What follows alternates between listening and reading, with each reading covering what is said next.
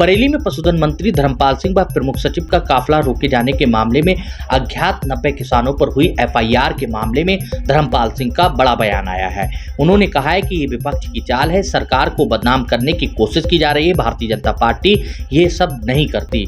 धर्मपाल सिंह ने बरेली में अपने काफिले रोके जाने पर समाजवादी पार्टी के कार्यकर्ताओं पर गंभीर आरोप लगाया है। आवारा पशुओं को झुंड लगाकर पशुधन मंत्री व प्रमुख सचिव का काफिला रोका गया था। इस मामले में मंत्री ने अपनी नाराजगी भी जाहिर की थी। अब इस मामले में एफआईआर दर्ज हुई है तो किसानों ने अपने ऊपर हुई एफआईआर को गलत ठहराया है। उन्होंने कहा है कि किसान अपनी आवाज उठा रहे हैं तो ऐसे में मंत्री और सरकार के लोग उसे दबाने की कोशिश कर रहे हैं। किसानों की हजारों बीघे फसलें जो है वो आवारा पशु नष्ट कर दे रहे हैं।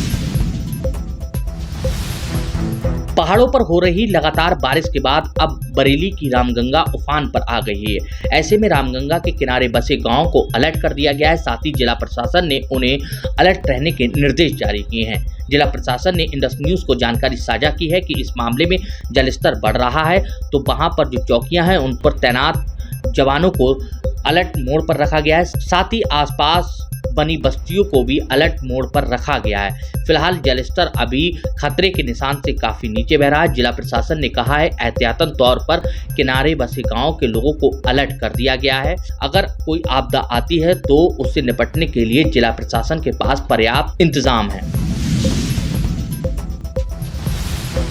पाकिस्तान की सरहद से हिंदुस्तान में दाखिल हुई सीमा हैदर इन दिनों खास चर्चा में है। सीमा हैदर जब से हिंदुस्तान में आई हैं तब से लगातार सोशल मीडिया पर वो अपनी जगह बना चुकी हैं।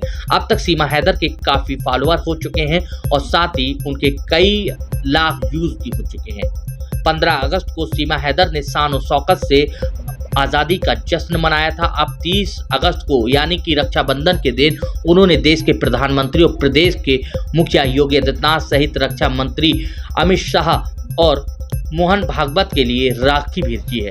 उन्होंने कहा है कि रक्षाबंधन से पहले ये राखी हमारे देश के रखवालों तक पहुँचे।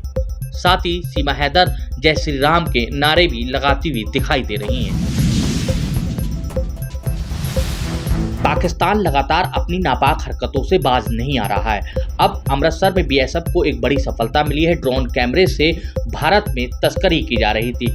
सीमा पर तैनात बीएसएफ के जवानों ने ये ड्रोन देख लिया, जिसके बाद हवाई फायरिंग की तो ड्रोन उड़ गया। इस दौरान 450 ग्राम हेरोइन बरामद की गई है। अमृतसर की सरहद पर ड्रोन की गतिविधियां लगातार बढ़ रही हैं।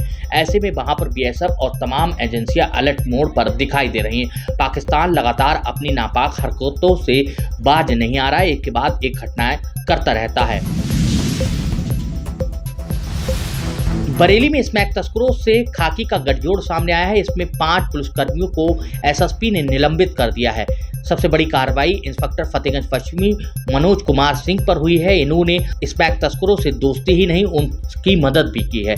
मुरादाबाद में हुई एफआईआर उन्होंने व्हाट्सएप के जरिए साझा की है। साथ ही स्मैक तस्करों से व्हाट्सएप के जरिए बात किया करते थे। इससे पहले भी फतेहगंज पश्चिमी थाना चर्चा में रहा है। एक सिपाही का ऑडियो वायरल हुआ तो उसके बाद एलआईयू के एक कांस्टेबल पर भी गांज गिरी है। फिलहाल लगातार फतेहगंज पश्चिमी थाने के सिपाही स्मैक तस्करों के संपर्क में बताए गए हैं। लगातार उन पर एक के बाद एक कार्रवाई हो रही है। ये कार्रवाई मनोज कुमार सिंह के साथ ही कई थानों के सिपाही और साथ ही एसओजी में तैनात एक सिपाही पर हुई है। एसएसपी धुले सुशील चंद्रभान ने इन सभी पुलिसकर्मियों को निलंबित कर दिया है। इनके खिलाफ विभागीय जांच के आदेश दिए हैं। व्हाट्सएप के जरिए सोनू कालिया के संपर्क में रहते थे और साथ ही विभाग की कई गोपनीय चीजों को आदान प्रदान करने का आरोप है।